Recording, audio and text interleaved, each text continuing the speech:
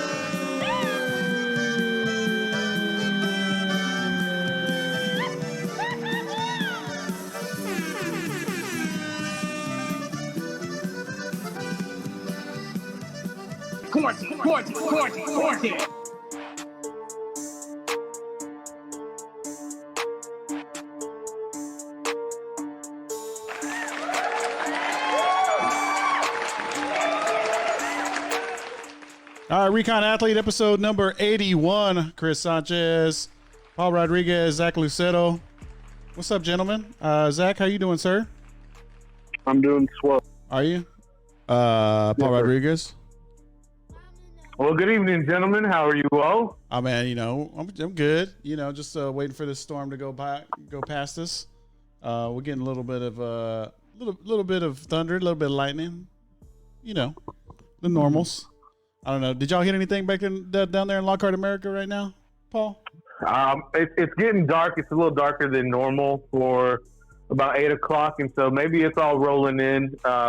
Usually, rain kind of has a hard time. If people don't know, Lockhart's on a hill, and so I don't know if that hill causes the weather to kind of either go around or kind of dissipate as it gets closer. But, I mean, the rainstorms we had over the weekend were awesome to watch and kind of hear. We got rain, but not too much thunder. I mean, you can hear it in the distance, but not in town. Zach, what's it like to hear the old guys talk about the weather? It makes me turn the volume down. So y'all are done. Is that an old man thing? Do you not talk about the weather or traffic or any of that stuff, like directions? No, I just plug it in my phone. Oh, okay.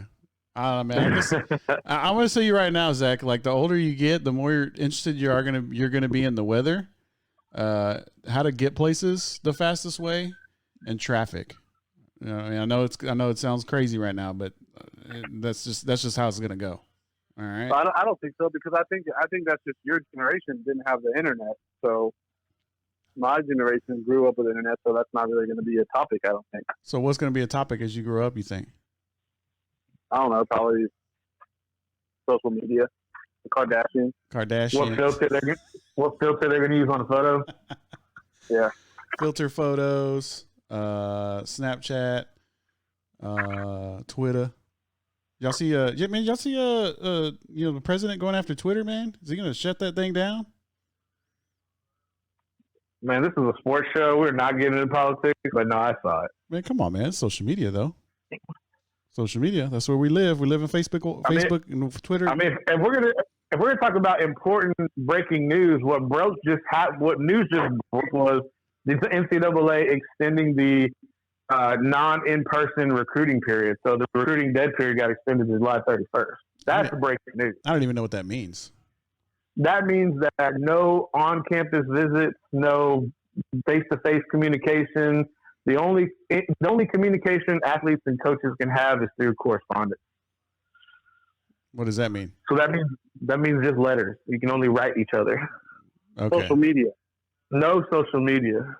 Not when it begins, and I think it begins on Monday, June 1st. So from June 1st till July 31st, no contact, unless it's in a letter form or some kind of. So it's like social distancing for recruiting.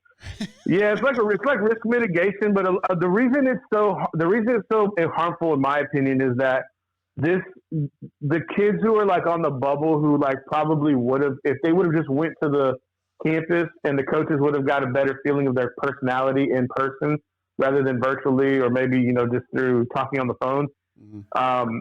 That they probably could have landed that scholarship. And the other thing too is it hurts student athletes who maybe want to go to that campus, who maybe they would have committed if they would have gone to campus, and maybe they would have enjoyed that experience, maybe felt the energy from the campus. And so it's in a lot of ways it hurts, but I know the NCAA is trying to, one, allow the current student athletes to come back and train and probably not, mix with high school and college.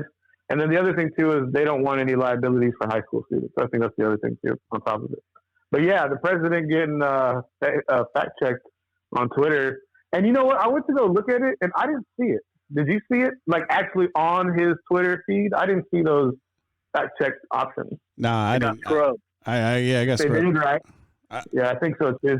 I don't know. The only reason why I know about it is because Snoop's been into stocks lately, and so we got CNBC and Fox Business on our TV, and the Twitter stock took a hit. So that's the only reason why I know about it. I didn't get in on any Twitter. I did get in some American Airlines though, so that's been good the past couple days.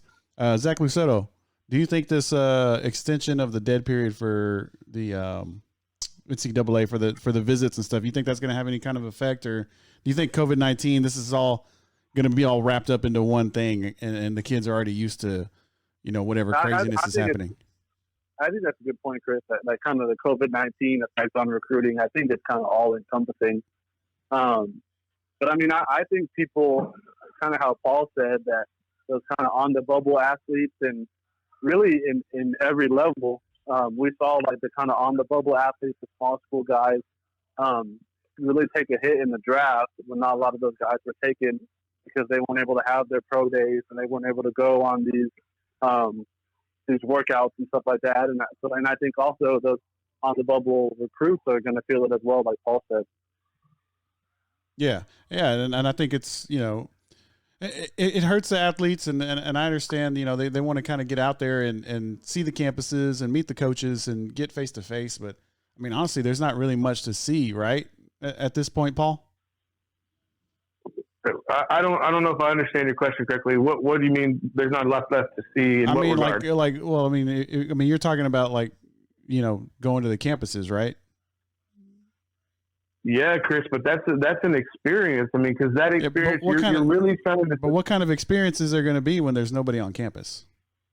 Because you want to see how when these kids go away, you have to be able to trust the people in power and people in leadership positions to take care of you. I mean, your well-being is on the line, and I think that if the school gives you a sense of calm and comfort, and you feel safe, and your parents feel safe in you being there, I think that's tremendous. I think that's paramount. I think that's beyond the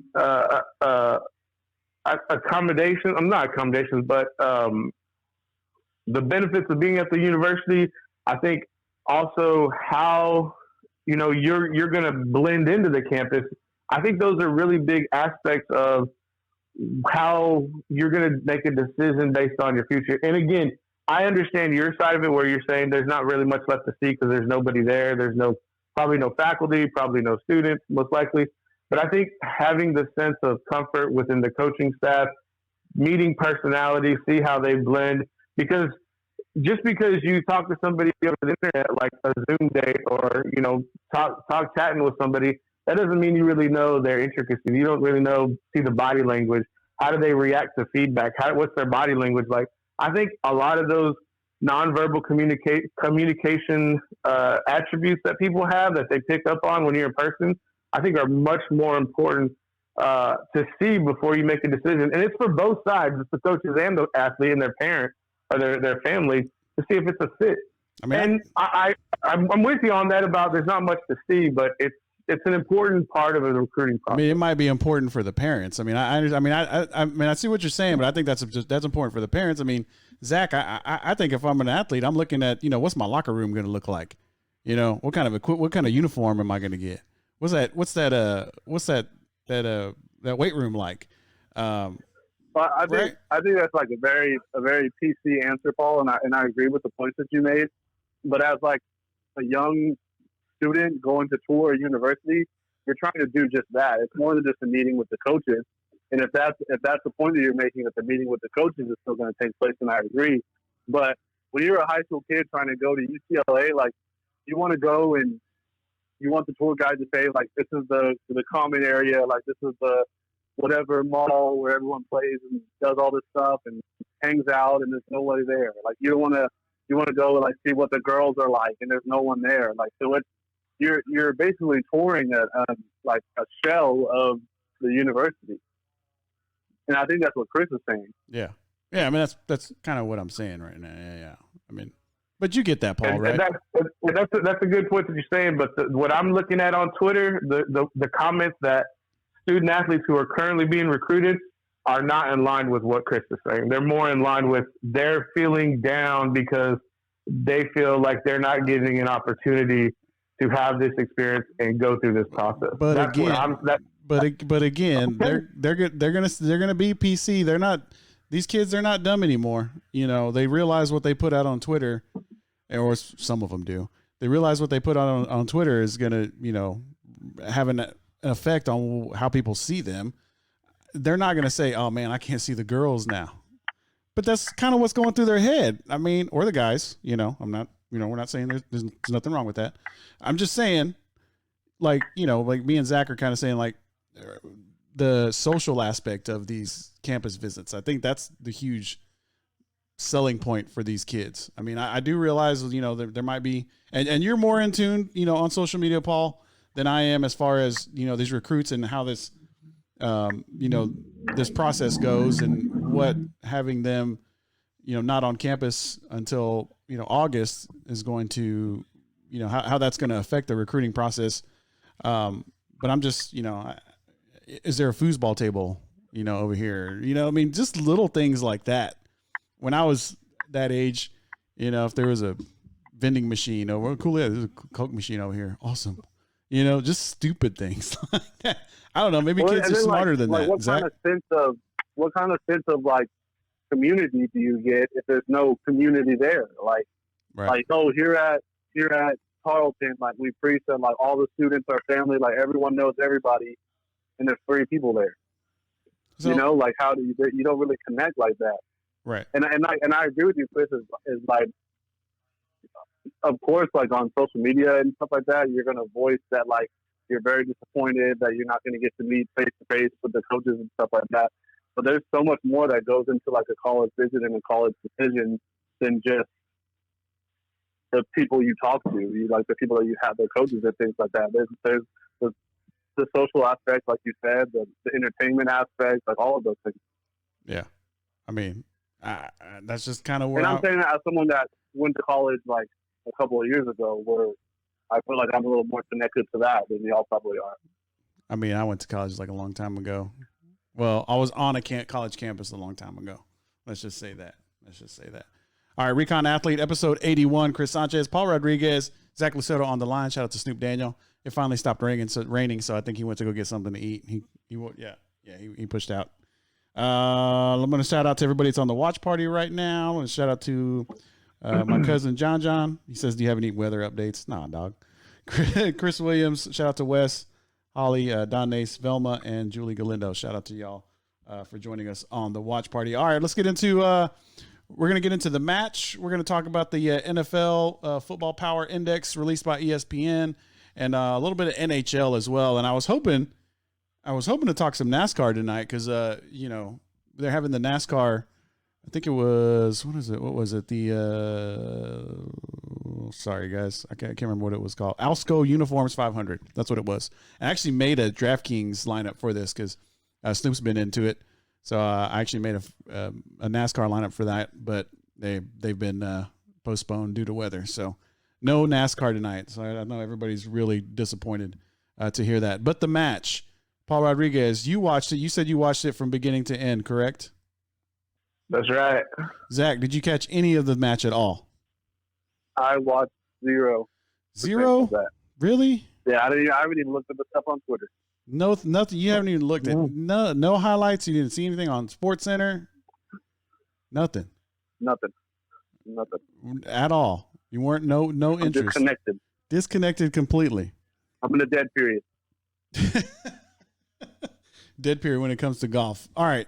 So then, Paul, your assessment of the match and what you thought about the just maybe the production and then the game itself or the match itself. Sorry. Go ahead. I mean, the biggest thing that I took away was that I don't think they anticipated the rain being as, I think, prevalent as it was, and it was kind of in different waves, and so I think that kind of caused a little bit of issues with mics, and that's something that's really out of their control. But this was Phil Mickelson and Tom Brady versus Peyton and Tiger Woods, and of course this was at Medalist course in Florida, and so Tiger, that's his home course, and he was very well adapt to take over, and they got up three holes to none midway, and then Tiger Woods kind of I'm sorry, not Tiger Woods, but Tom Brady decides to take this chip shot and from the fairway, probably, I don't know how far it was, but it was far enough to where he wasn't doing anything before the shot, and once he lands it, he kind of gets his groove going. And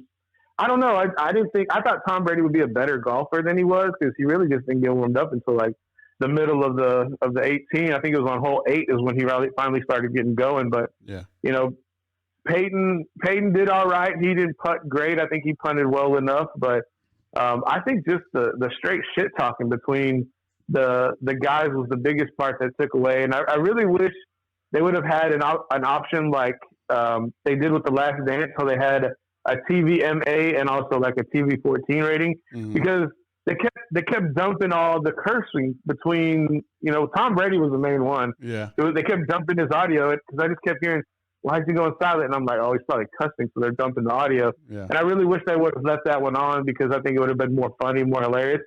But when Tom Brady hit that big shot, I think on hole 8 or 9, and started giving it to Charles Barkley, who was commentating, because this was on a Turner program, it was really cool. And so, then Chuck got his when I think Justin Thomas, who I believe was on a hot mic, and if you listen to the audio, y'all can probably tell me better than I witnessed, but it sure seemed like he had a hot mic when he said, I'd like to see you dunk a ball right now, Charles, you fat ass. And I just thought that was because Chuck is so passive aggressive that it makes it hilarious, and he picks on everybody. But then when someone calls him out to his face or over the airwaves live on TV, I just thought that was hilarious. Well, maybe the biggest takeaway was the shit talk. Yeah, I mean, I think a lot of it, from Justin Thomas's aspect. I mean, I heard Charles, of course, Justin Thomas, I believe, went to Alabama, played golf over there, and so obviously, anybody that knows anything about Charles Barkley went to Auburn, huge, Auburn Tiger, Alabama Auburn, obviously big rivalry, and Charles, mentioned he was saying things about Alabama. He's like, oh yeah, you guys over at Alabama got your GEDs, stuff like that. So I think maybe Justin Thomas got a little irked by some of that. Yeah, and that was the cool thing, is that I'm glad it got let loose, but I'm pretty sure there was a producer who said, like, your mic is hot, like, shut up, in his ear, because he quickly, you could kind of see he quickly went back and did like a PC answer, was like, oh Chuck, I apologize, like, I take it back.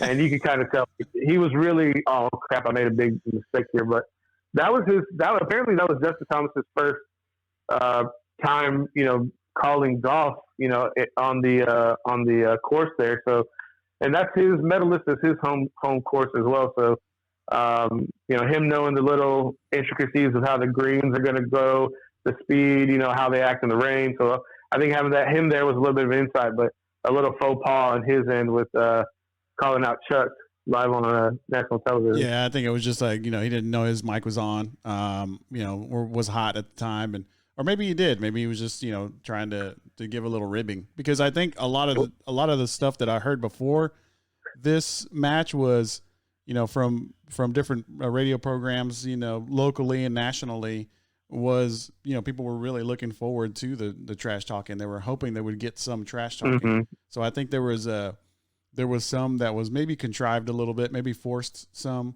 But I thought, Peyton Manning did a lot of talking. Phil Mickelson did a lot of talking, especially when he drove the green. I think it was on 15 it was. He drove the green, and then Tom Brady made the putt, and then he tells Tiger Woods, hey, you can pick that up. He's just kind of talking trash. But, I thought personally, the fact that they played through all of that inclement weather, through the rain.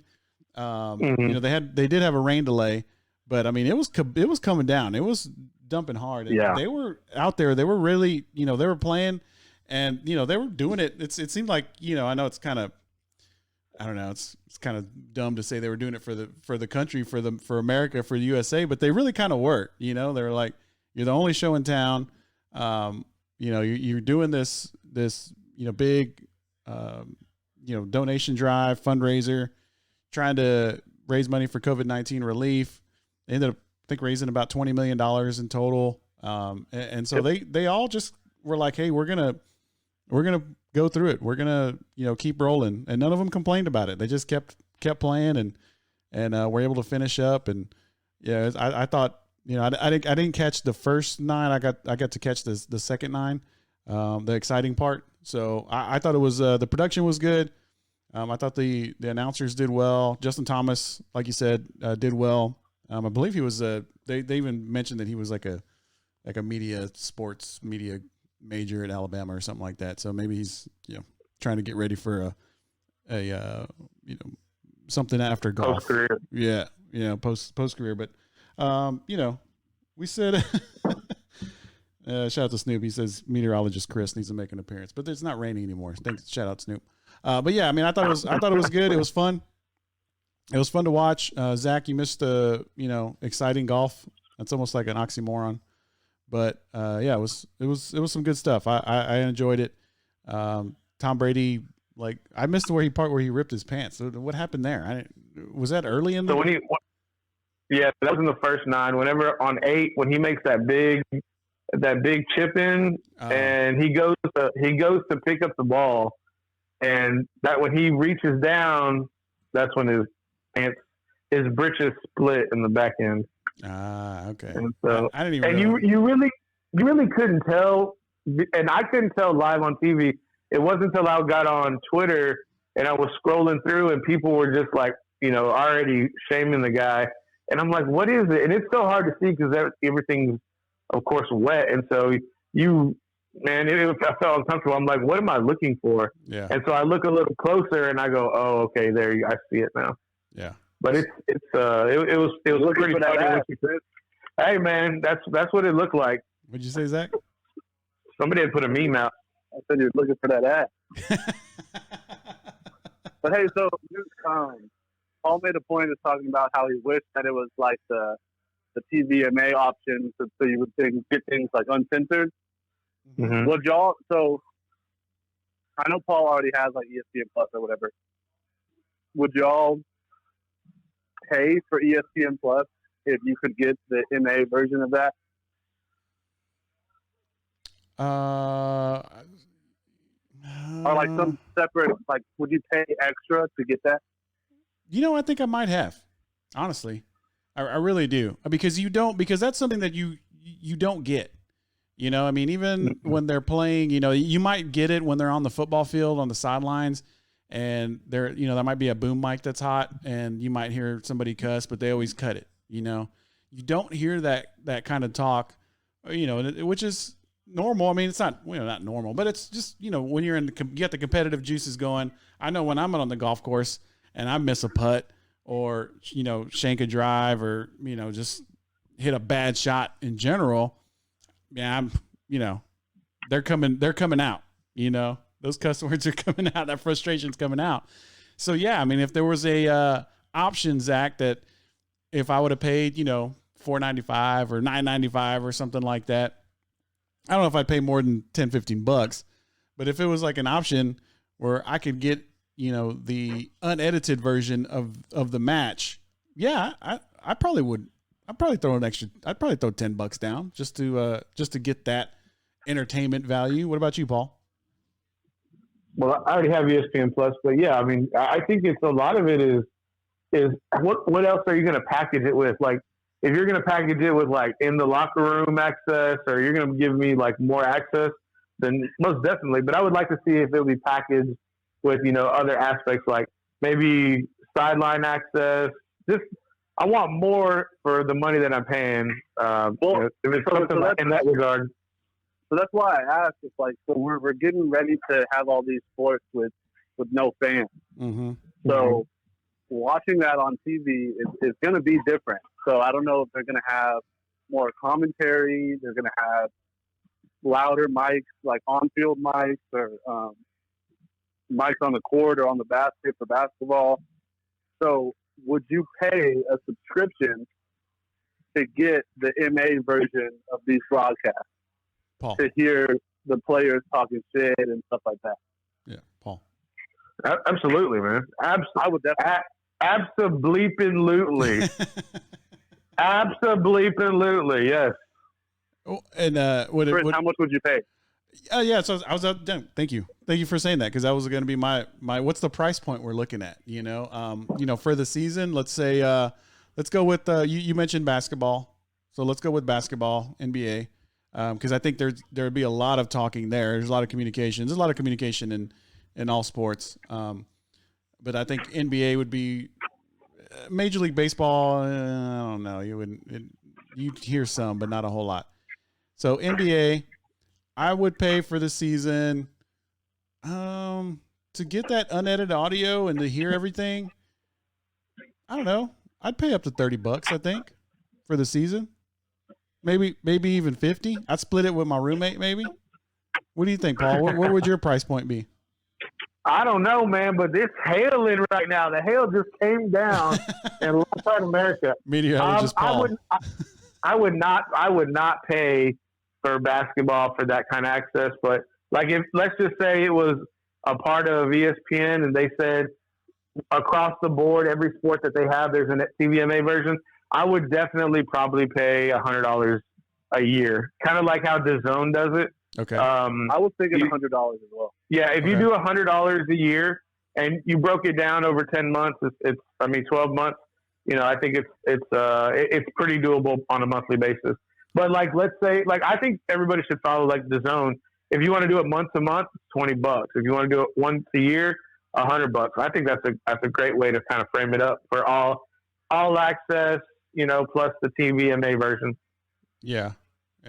I mean, I don't know. I don't know the production that would need to go into it. I don't even want to get into that, but I mean, I would Put say a mic on the football. Yeah, I would say $100. Yeah, I would say $100 it'd be reasonable to get that kind of access, especially. I mean, like you said, Zach. I mean, especially because there's not going to be any crowds, So I mean, they're going to have to do a lot of audio dumping, if they're going to be getting this audio from these basketball courts and these, especially on the football field. I mean, 100%. I almost wonder if they have to try to find some way around it, like whether that's like increasing the delay or what, because they're going to be dumping it. We're going to be hearing just nothing multiple times in a game. Yeah. And you're going to, across all the sports. And you're going to be able to hear, like the calls that the quarterback's making, like I started the show off, Yes, you're going to be hearing, stuff like this. Ice cream alert 654 Jose. Okay, or nothing. Yeah, and like you can be able to hear all that stuff, which would be cool. Which would be fun. I'd pay for that. I don't know, $100. I'd say $100. If it's all sports, like you said, Zach, this is the Zach Sports Network, ZSN. ZSN gives me, unedited access, audio access for $100 for, whatever sports they've got. I'll pay $100. Definitely. I think that'd be a fair price. And it would be even more awesome if like the talk shows could have a TVMA version too. Cause like if let's just say a special program, they had like a TVMA genre. Mm-hmm. It's like all of these shows are TVMA. Natural. Man, I control myself. Let me put it that way on here. But like taking out the crap talking. Oh, okay. What are you saying? I see what you're saying. Like, is taking away from what would already be there. Mm-hmm. We already get talk shows and stuff without cussing. Mm-hmm. So if they were to be a talk show that allowed cussing, that would be the people like consciously deciding to cuss. You know? You know, Zach, and then not to get away from, well, I mean, I guess we'll so, you know, I listen to a little bit of Barstool on SiriusXM, and they do a lot of that. They do, you know, there's a lot of cursing, a lot of, you know, just, and honestly, a lot of times to me, just, and it might be just because I'm, you know, a semi-trained ear. A lot of times it seems forced. It seems contrived. Like they're trying to cuss, like they're trying to drop F-bombs, like they're trying to say shit, you know, they're trying to, you know, sound like they're at a bar, you know, and it just doesn't sound natural, you know, and I don't know, you know, maybe it's the way that they're delivering it. I don't know how it is, you know, but it's just like in the sports aspect.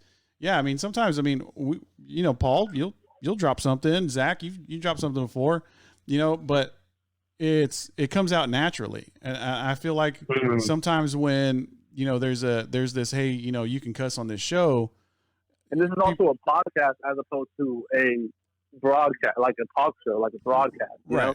Right. But I feel like sometimes, like, you know, like, but and it also kind of depends on, you know, on the person, you know, and how they speak and what they're used to. And I mean, I personally just don't cuss a lot. I just don't do that. That's just not in my nature. I really don't. I'm not, yeah, I will, but I'm just saying. So it's just not how I speak. So I don't know. Do you, Zach, have you know, the podcast that you listen to, I mean, do you listen to anything that's, you know, where they're just dropping F-bombs every, you know, left and right? But I just think that's two like different things. Like the podcast, yeah, but like that's almost like the premise of a podcast is like it's just talking freely. Right. You're not talking like professionally. Right. Like if you were to call Flex ATX on Friday Mm-hmm. and Snoop were to say, "Hey, you're allowed to cuss," how much cussing would you do? Maybe 3 or 4 words, maybe. But I think even that is a lot. Like, yeah, it is a lot. I think it is. I would do none. exactly, because like you don't have to do that to talk about what you're talking about. Right. Yeah. If we're having a podcast of just us 3 guys sitting at a table talking about whatever we want to talk about, Mm-hmm. you cuss more naturally in that than as opposed to if I'm calling the Vandergrift game on a Friday and all of a sudden the horn comes on and says, "Hey, y'all can cuss if y'all want." Mm-hmm. Yeah. You know, I like if I see Bolin Lewis run for a touchdown, I'm going to say he ran for a touchdown. I'm not going to say he had a great MFN run. Holy Ed. Why not? Because I would never say that. Like, I mean, that's where like I think it gets a little different because like I have no experience in like color commentating or calling games, but like when I'm watching the game, if someone gets blown up, I'm gonna be like, "Yo, that motherfucker got lit." Yeah. I mean, just I'm gonna say something when I'm watching a game, Right. because that's just kind of how it comes out. Mm-hmm. And that I think it's that's where I'm kind of like getting into this weird area that I don't think has been explored, or maybe it has, and I'm just unaware. Maybe I'm just naive to the situation. But like, if someone were to call a game from the comfort of their own home, and you know was just talking about a game while it was on, call it whatever you want.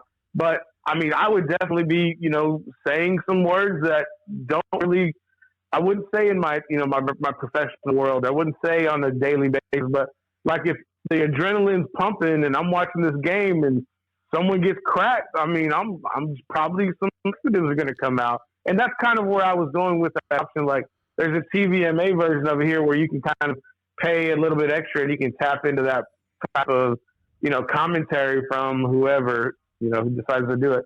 And that's where I'm at with it. Yeah. And Go ahead. so would, you know, getting back to the sports aspect of it, of having the audio uncensored, would you have that, be, I guess, commentated with play-by-play and color commentary by, you know, kind of a non-professional type person that's gonna, I don't know, maybe sound a little bit more like they're sitting at a bar?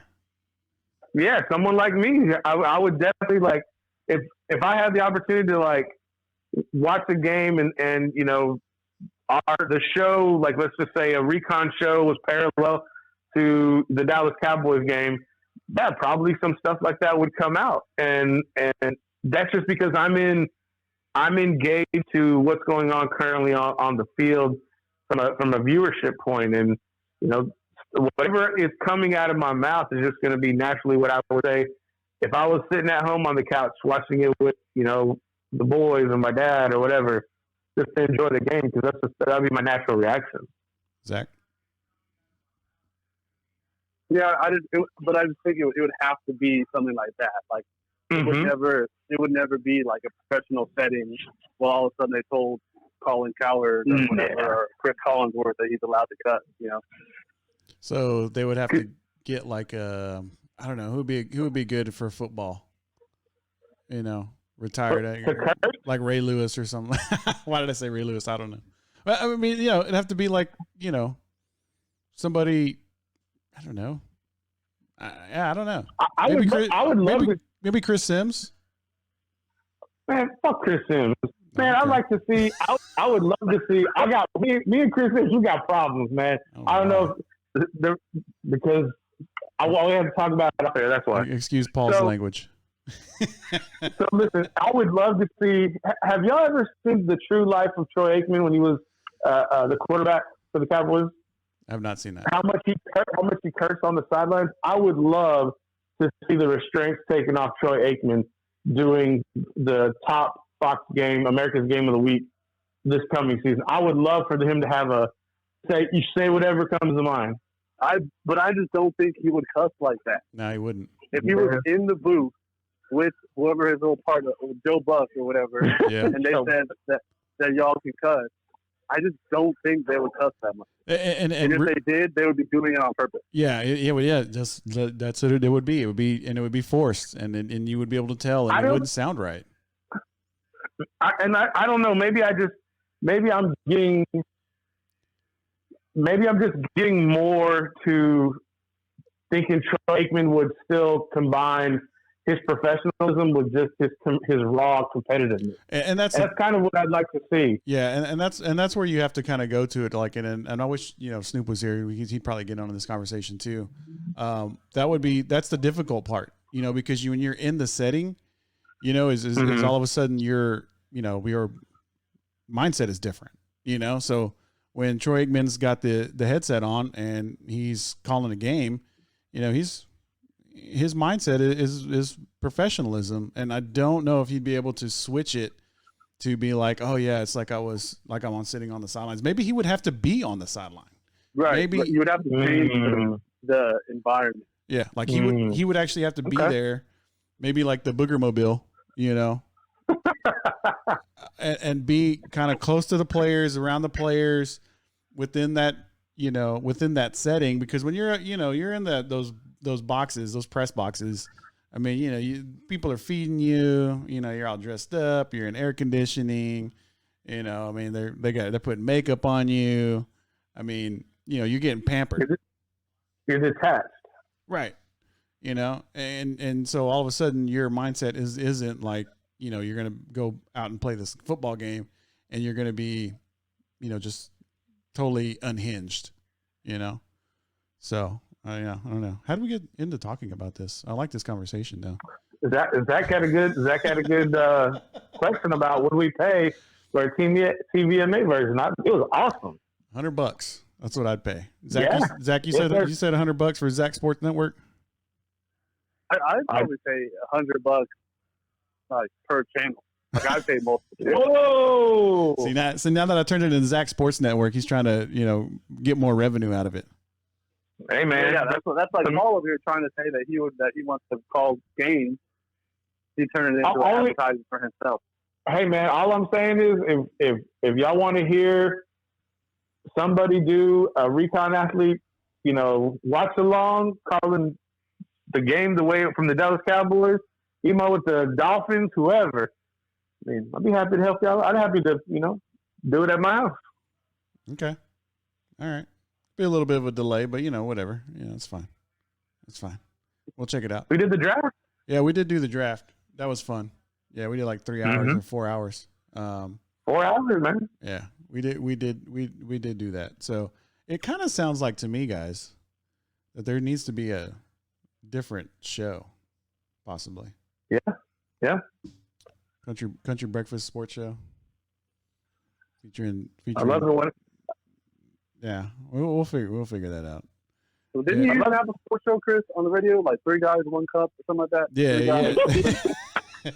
Oh my God! I did. It wasn't called 3 Guys 1 Cup. It was called 3 Guys Sports Show. Shout out to Alex Franco and Brandon Wark. How do you remember that, Zach? That's funny you say that like that. That's when I met you and you had that show. Oh, okay. When you were doing the iReporting. Okay. Yeah. It was in high school. Yeah, that was Talk 1370. Shout out to Talk, shout out Intercom. Shout out to Casey Johns. Whatever, Casey. All right, Recon Athlete, episode 81. Chris Sanchez, Paul Rodriguez, Zach Lucetto. We would all pay $100 for an MA audio version of the sports that's coming up, because there's not going to be any fans. And Paul would like to have, because I don't know if I would, but Paul, you said you would like to have commentators that are a little bit more unhinged, not, as censored, so maybe we can try to make that happen with Paul Rodriguez calling some Dallas Cowboys football games. So how do y'all, go ahead. Speaking of like how the games aren't going to have fans, how do y'all think broadcasts are going to change once sports come back on? As in what aspect are you talking about, Zach? Like in everything, because it's not going to be just talking in between plays. Like they're going to have to fill all of this silence with something. Like I said, you're either going to hear way more of the game sound. Are they going to like pot up some music in the background? Like what is? They have to. It's going to be different. My suggestion was, and then unlike, with Snoop and I, we were watching, we're watching WWE, we watched UFC. I've thought that there should be some kind of music in the background, and I think in basketball, with the NBA, they have those. They do play music. Yeah. They do play music. So I think they should at the arena. Yeah. At the arena. They should still do that aspect. I think they should do that with UFC and WWE, but I'm not sure how it would come across, because you're not used to seeing it like that. But I think at the NBA, they're going to be able to do the music. I don't know what they're going to do with the NFL.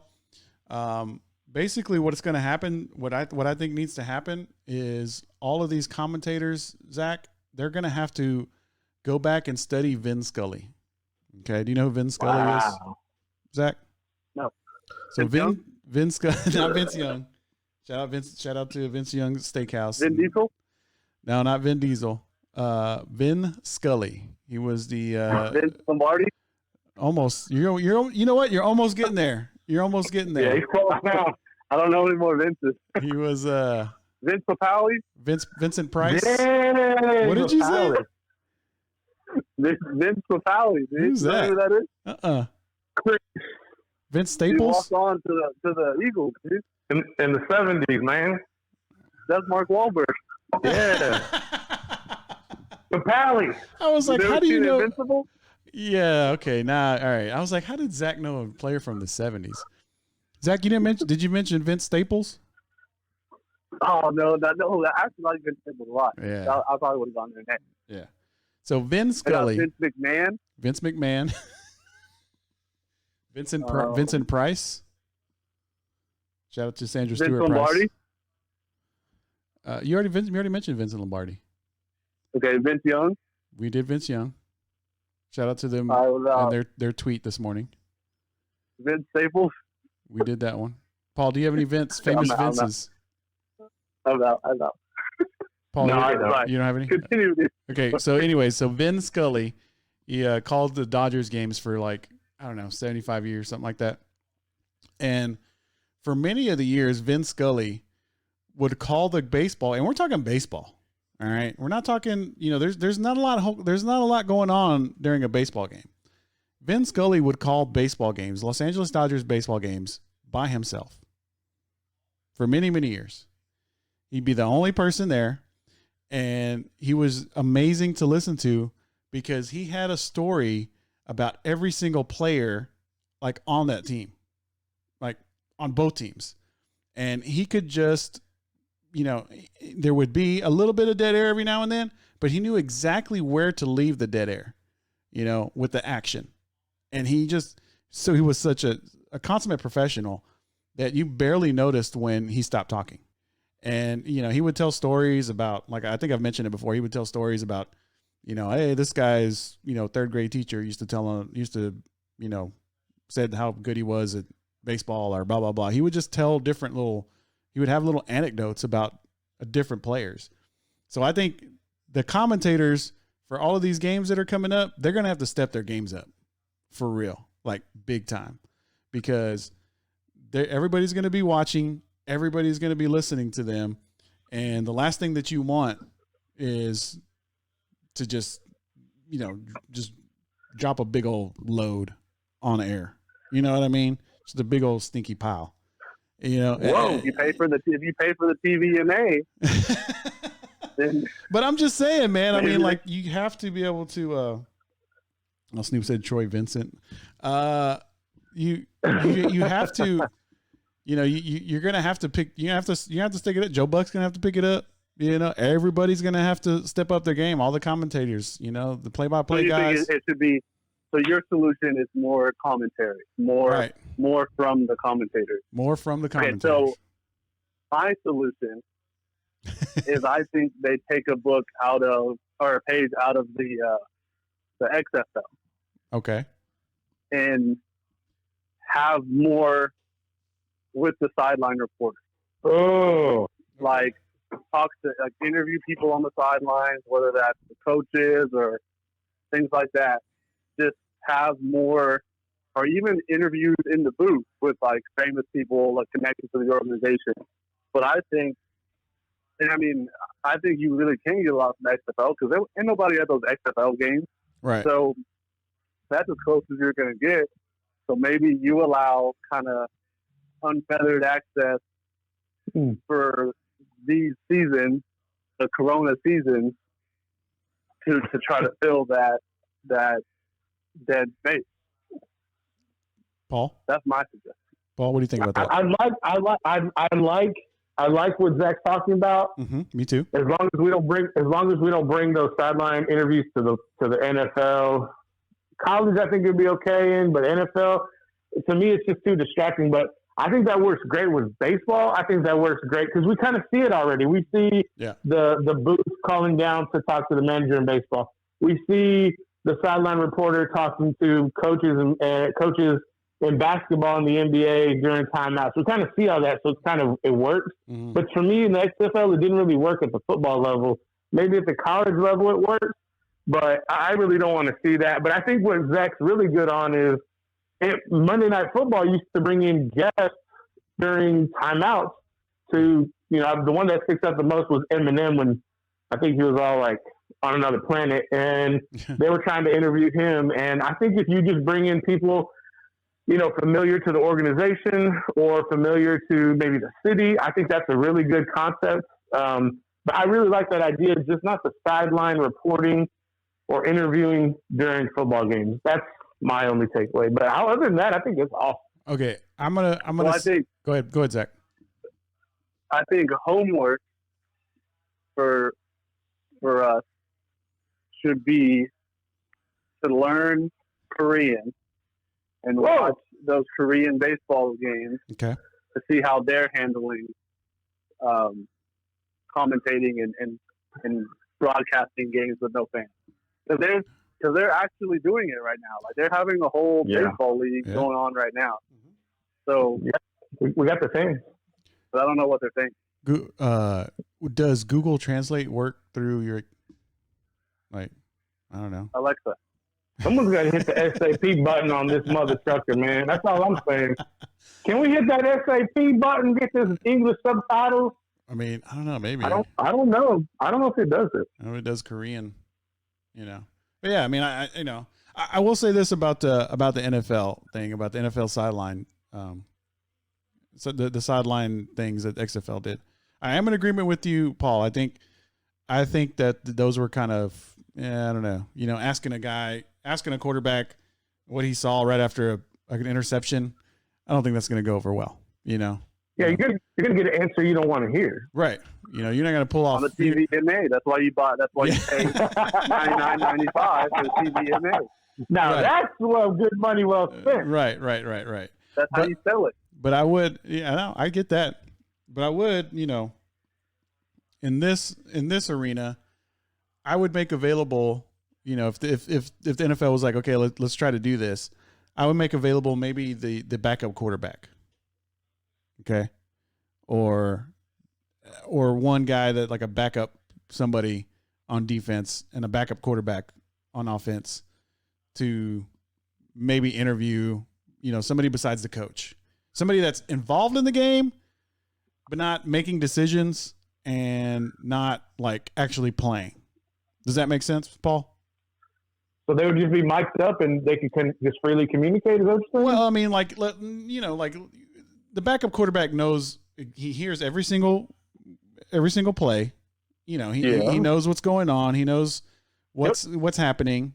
I mean, he's in tune with the game, but he's not actually having to make the decisions, what plays to call, and he's not actually having to go out on the field and, execute the play.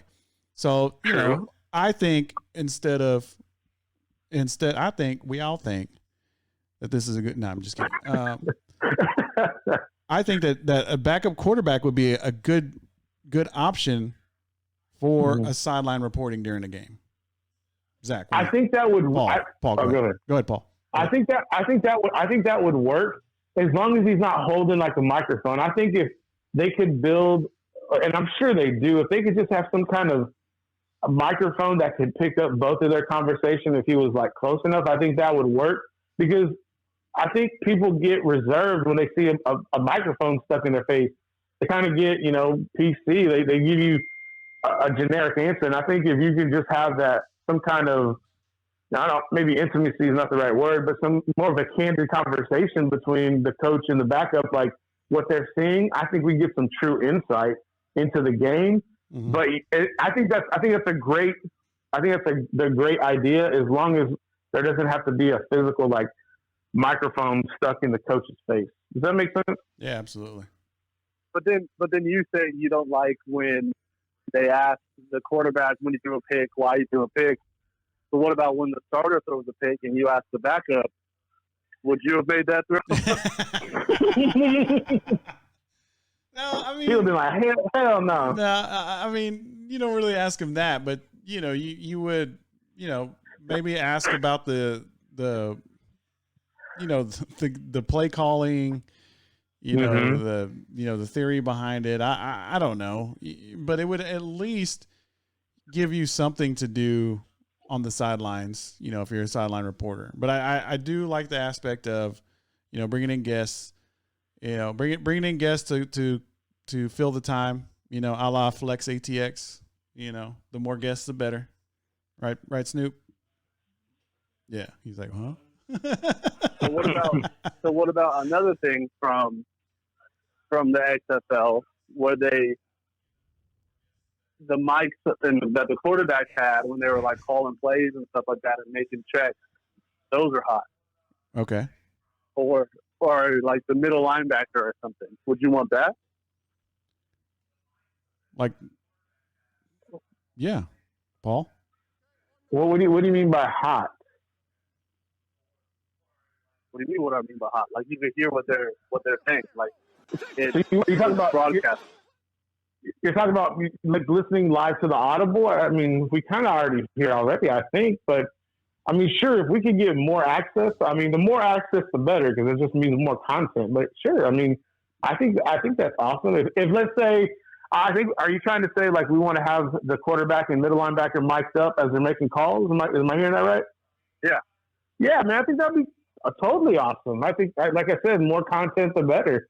And if we could get a better audio, we could probably, maybe even start trying to, break down what they're trying to do. I mean, the coaches may not like that because the fans who are super nerds may figure out some tendency, which I doubt. But I mean, that doesn't mean other people couldn't, because coaches are pretty secretive about their ability to win, and some cheat and some don't, and some inflate balls and some deflate balls, and I think something I really like that they've done in baseball, and maybe they could consider doing this to help the broadcast.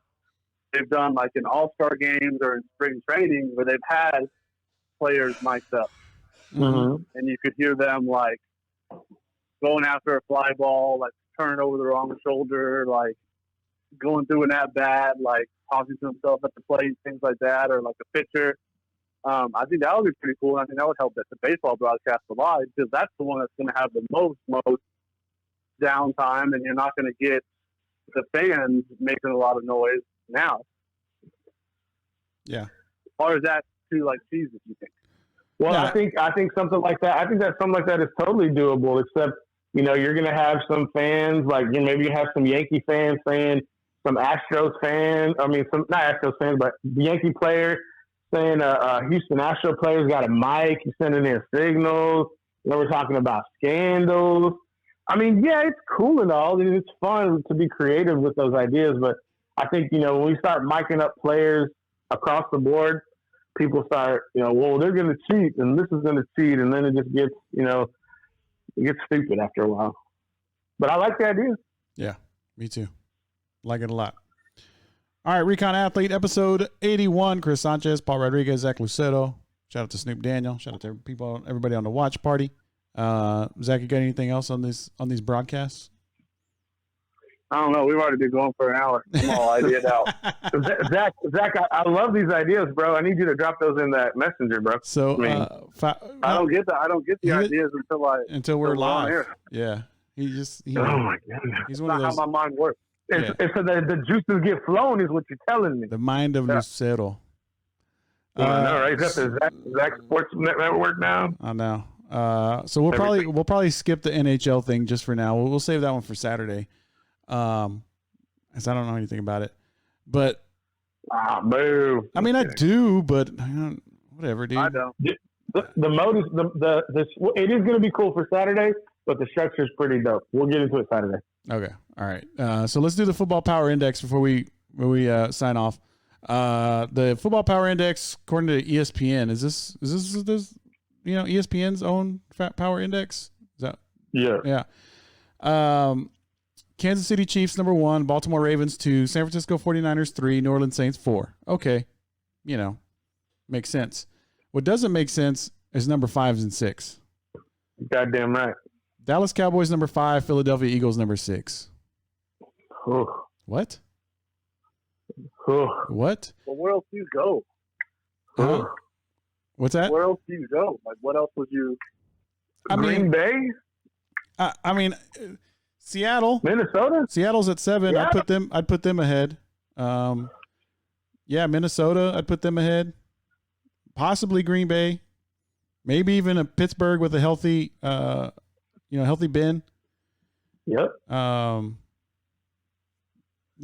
think Green Bay and Tennessee are really low on this. I'm kind of surprised where the Colts are at.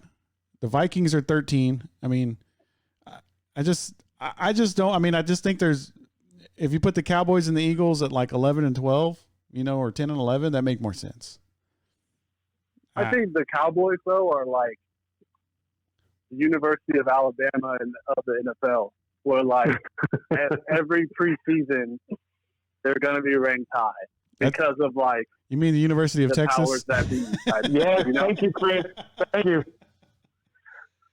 I think you're talking. You know what I mean? Like people are gonna like if they were to like people think the Cowboys stink. Like if people were to really rank the Cowboys in these preseason polls, like down at the bottom of the league, like people would go crazy. Yeah, but I mean, I just number 5 in a power index, and the Eagles at number 6, and reading the article, I realized why they did it, and it's basically the way this, this algorithm works or whatever this index works. it puts a lot of emphasis on the offenses. Okay. So like if you have a good offense, you're going to have a higher power index in this formula.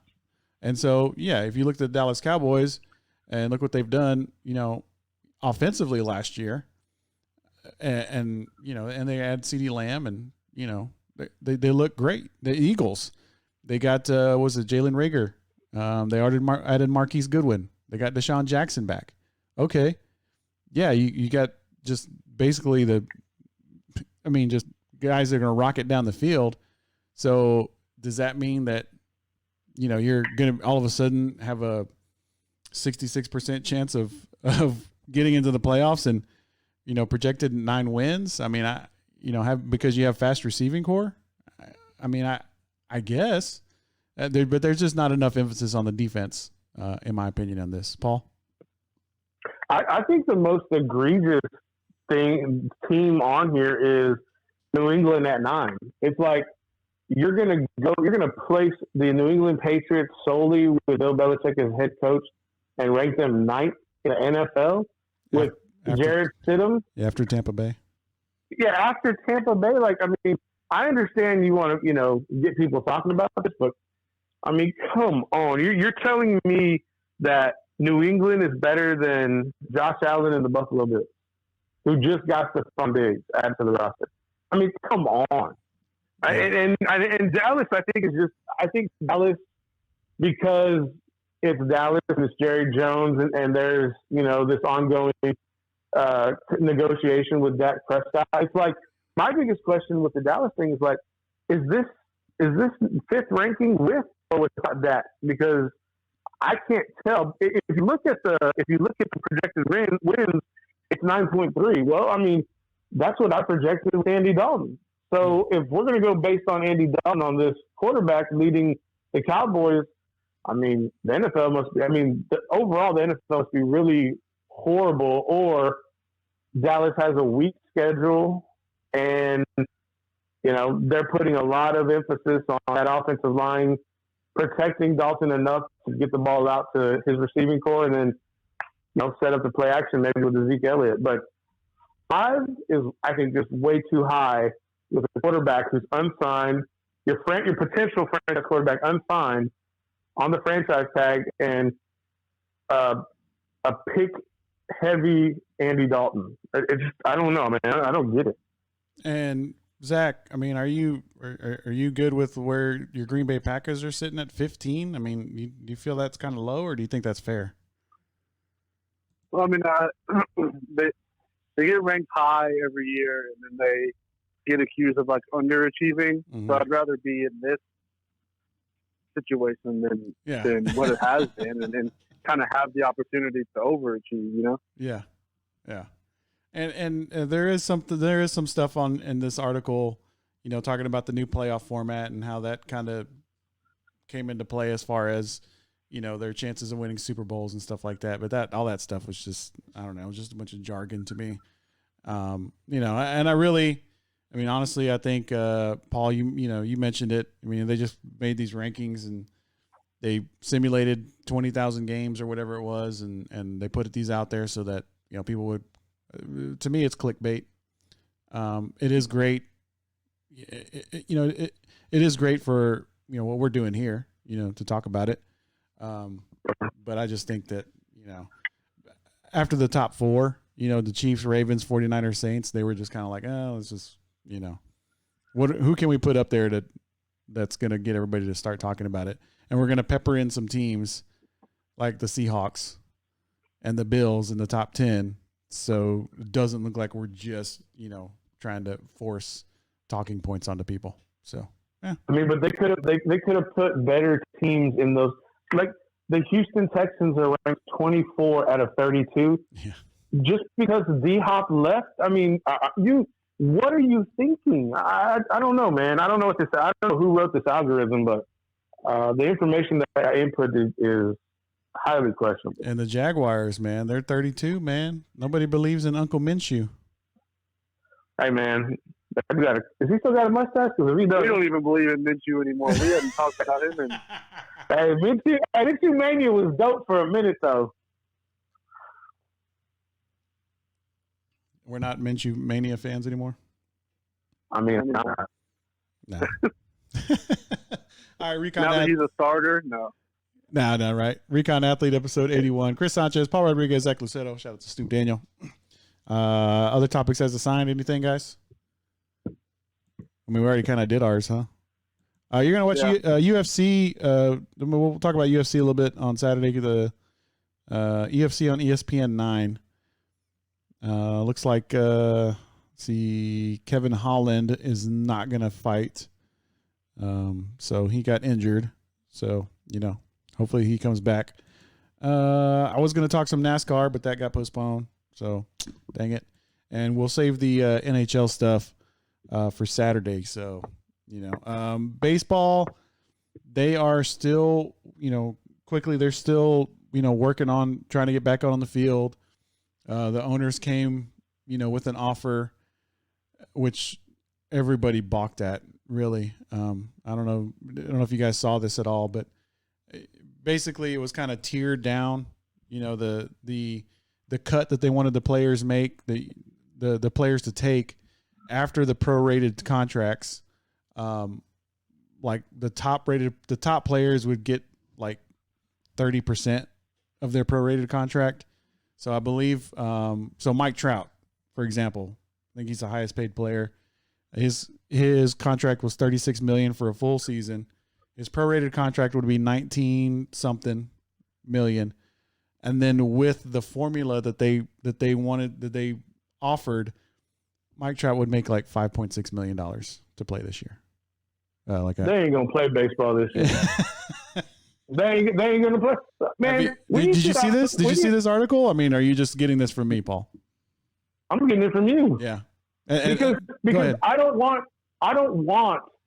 to give my attention, my energy to a bunch of crying ass billionaires. Mm-hmm. I just don't. I don't want to do it. You already agreed to the pro contract.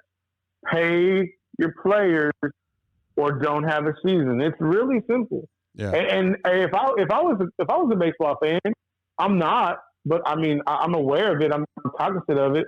If I was a baseball fan, I would say, nah, y'all can screw off for 2021. I'm just not going to worry about it.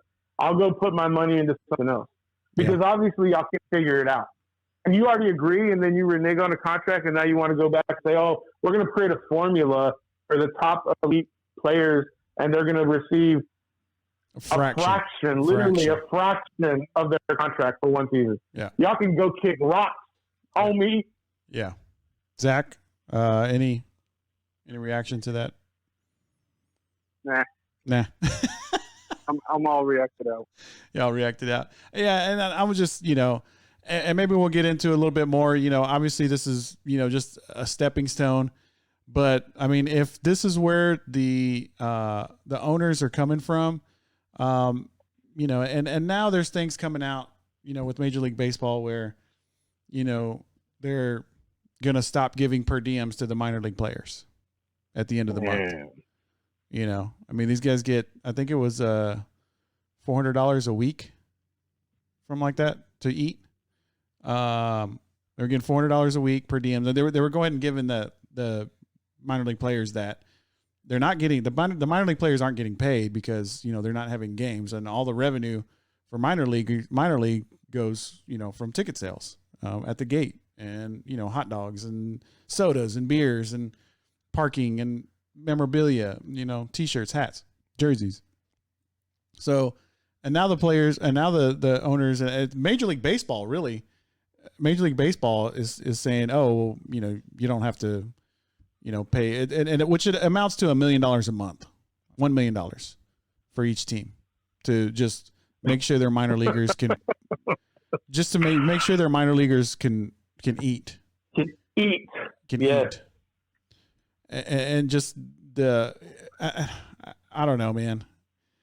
It's just like you see, I see, you see the news and you see all these people that are struggling, and you're gonna take the food out of the mouths of these kids, basically, and then you want so the way the tier goes, the lower the less money you make, the less cut you take.